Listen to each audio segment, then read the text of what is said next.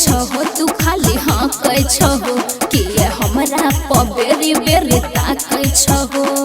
हमरा पर नहीं भोला बाबा पर ध्यान लगाबो। नहीं ताकै छहो तू खाली हाँ कह छहो कि हमरा तू बेरी बेरी ताकै छहो। भंग पी के तू देबरू बौरह लागै छो। समझलो ने? हे भौजी तोहर कांवर कमाल लागे छा।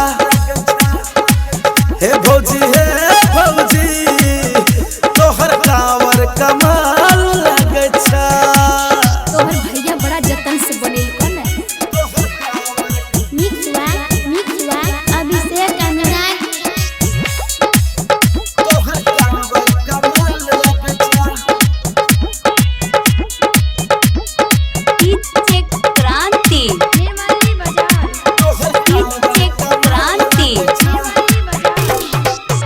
अभी दूर छे बहुते हुसुइया पहाड़ सिपिया ने गांजा लग जैतो बुखार।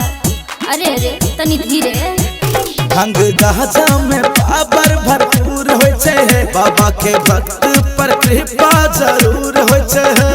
तो सावन में देवघर हर साल आबै छो। बुझलो ने? हे भौजी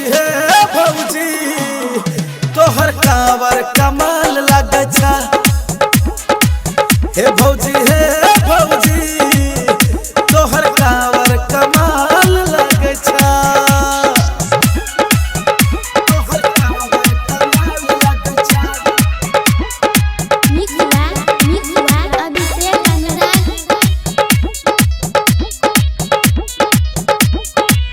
हे भौजी चेक क्रांति